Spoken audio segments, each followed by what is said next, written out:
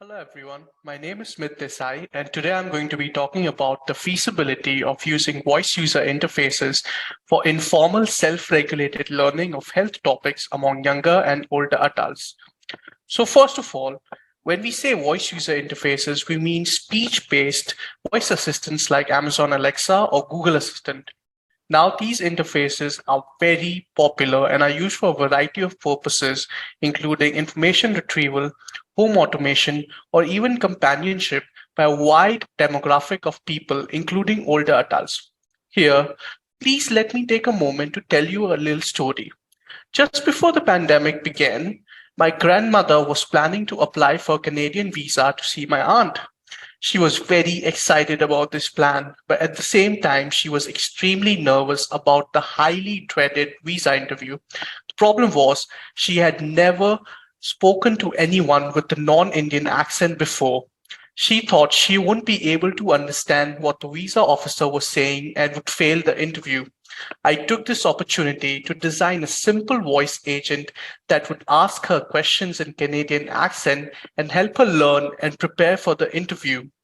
Learning with this agent filled her with confidence and she aced the interview. This made me realize the potential of using voice interfaces for informal learning, and this story became an inspiration and starting point for this project. Similar to my grandmom, interest for learning using voice interfaces has been raised by the wider user community in research studies with VUIs, and the research community has also explored the possibility of deploying VUIs in pedagogical roles like a teacher, a tutor, and a coach. But these studies have been limited to a fairly young user group. There is hardly any research understanding how older adults learn with voice interfaces and how does it compare to the younger counterparts. But the question now is, what do people most popularly want to learn with VUIs? Well, out of all information seeking behavior, seeking and learning health information is the most salient in studies with voice interfaces. Users routinely ask questions about specific health conditions like blood pressure or even day-to-day problems like toothache. We saw a rise in this behavior during the COVID-19 pandemic. However, commercially available voice interfaces are not ready to handle this.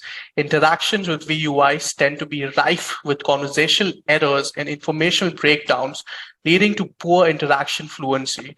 Moreover, the information the VUIs deliver tend to not be credible or accurate. In a recent study, it was found that the information given by VUIs for health questions could have led to potential harm or death in about a quarter of scenarios. So to solve this issue, we designed Health Buddy, a conversational action developed in Dialogflow ES and deployed using a Google Home Mini smart speaker. We designed this using Google's conversational design guidelines and also design guidelines sourced from recent VUI literature with older adults. Additionally, we identified 3 learning strategies in previous literature that was the most feasible to implement in VUIs and incorporated them in Health Buddy. These 3 learning strategies are monologue, conceptual diagramming, and scaffolding building.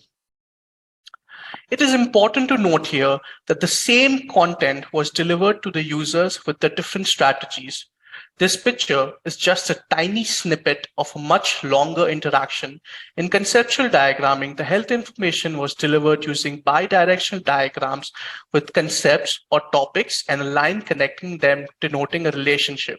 In scaffolding building, the same information is provided using pumps and prompts, which are elicitations to the users to think deeper, quizzes to assess the learning, and motivation to provide positive reinforcements.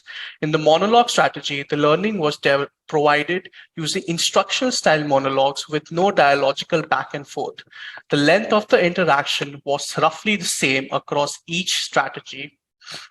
So Health Buddy was designed to have the functions of stop or resume, repeat instructions in case the participants needed it, practice questions which they can access whenever they want, and navigation to move from one fact to another or even practice the questions again if required.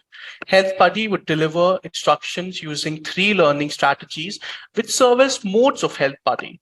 So Health Buddy would deliver learning about two health topics in each mode. Health topics included regular sleep habits and relationship between heart health and cholesterol and four more. We asked three research questions in this study. The first is how older and younger adults learn with Health Buddy. The second is how interaction fluency impacts the learning performance of older and younger adults, and how interaction fluency and learning performance influence the acceptance and long-term adoption of Health Buddy.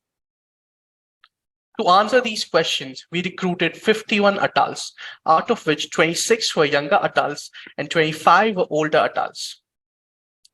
Due to the COVID-19 pandemic, we conducted this study online using Zoom.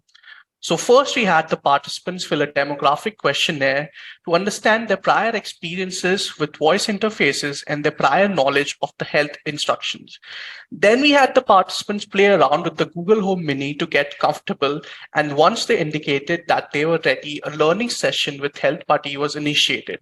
The participants interacted with Health Buddy using 3 learning strategies, with 2 topics delivered using each strategy. After that, an experimenter conducted a cued recall session by asking the participants what they remembered about each health topic. We use ideas recalled from the cued recall session as a proxy for learning performance. Then the participants were asked to fill a technology acceptance questionnaire and a cognitive measure questionnaire to understand the technology acceptance and also measure their verbal ability and working memory. Finally, the participants were debriefed and compensated for their time. So what did we find? First of all, we found that both younger and older adults had equivalently good learning performance. In fact, our results were comparable with previous results from reading comprehension studies. However, we saw key differences in the learning strategies preferred by older and younger adults.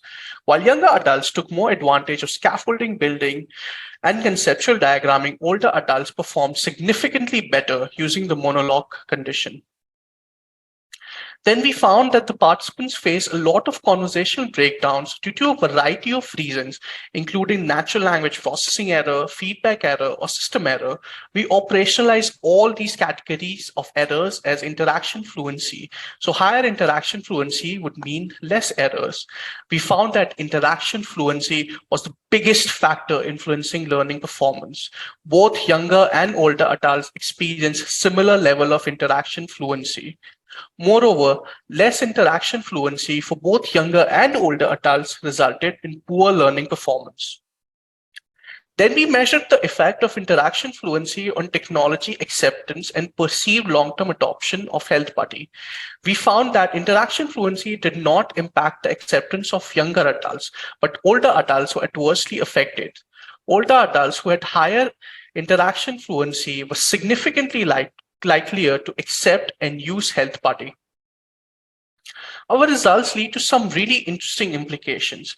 Since we did not find any effect of prior VUI experience on learning performance, we can say that learning with voice interfaces offers an easy option to impart learning with a relatively small learning curve.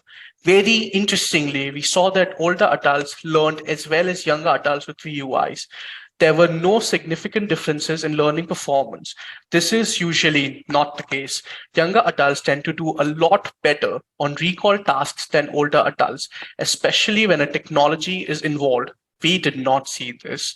It would be extremely interesting to further investigate this in longitudinal studies. And we also found that older adults and younger adults take advantages of different learning strategies. There is a need of designing elder-specific design strategies for learning. A lot of learning studies have involved a younger audience, so the strategies developed have been more suited to younger audience. This is because of the notion that is widely believed that older adults do not want to learn. We challenge this notion and would like to see more researchers work in this area. In sum, we conclude that voice interfaces have great potential to be learning partners, especially for older adults.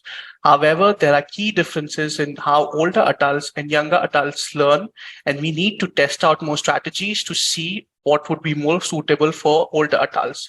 Also, interaction fluency is a major barrier affecting learning and acceptance. These are the references that we use for this presentation, and I would like to thank all of you for listening. Thank you.